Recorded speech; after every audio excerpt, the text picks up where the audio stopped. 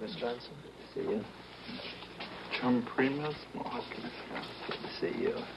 Joel Simpson, Battle Creek, Michigan. Joe, were you with the 3rd Marines up there? No, I was with the Americal Division. Oh, yeah. I had a son-in-law at Shulai who was... Most of them were still safe in grade school when this man first spoke out against the war, risking political suicide in the hope they might be spared. For them, his early voice has now been heard too late. If the shooting stopped tomorrow, they still have to face their long road back, rebuilding shattered lives and broken dreams. And they're looking for all the help and understanding they can find.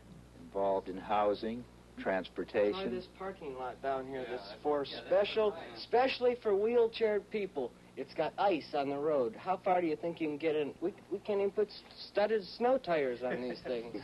The fact is that the veteran is returning home now, and I think that they do need this help. You come home and you've got this lost feeling. You don't know where to turn. You go to a contact officer, you go here, you go there. You know, I benefited from the GI Bill of Rights at the end of World War II. I was able to go to Northwestern University. I went through and got a PhD at the government's expense. But I'd been a combat bomber pilot for 3 years, and a lot of the people I was with didn't come back from that war. And I didn't feel the government was giving me anything for nothing. I felt that I had earned that.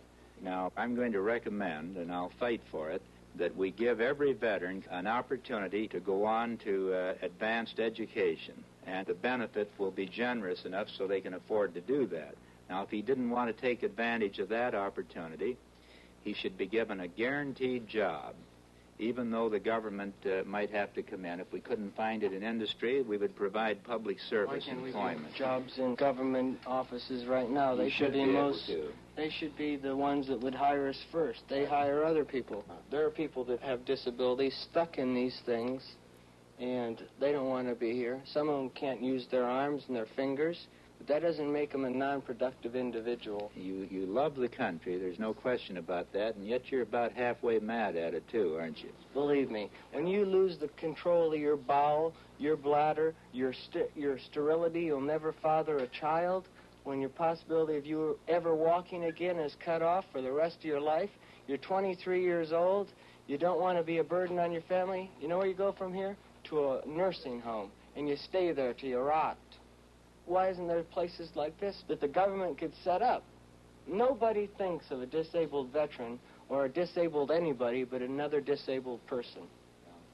If you fall out of your wheelchair, you know who's the first one to come to try to give you some help? A guy in a wheelchair, not somebody that's walking. I think that one of the most unconscionable facts in this country today is what you've just said, that there are people who are desperately in need of help that can't qualify for it under the present system. To stay alive. That's right. I love the United States, but I love it enough so I want to see some changes made. The American people want to believe in their government. They want to believe in their country. And I'd like to be one of those that provides the kind of leadership that would help restore that kind of faith. I don't say I can do it alone. Of course I can't. But the president can help set a new tone in this country. He can help raise the vision and the faith and the hope of the American people. And that's what I'd like to try to do. I'd like to get a president that we can believe in. Well, I hope I'll be that kind of a president. McGovern, for the people. The people are paying for this campaign with their hard-earned dollars. Send what you can to McGovern for President, Washington, D.C.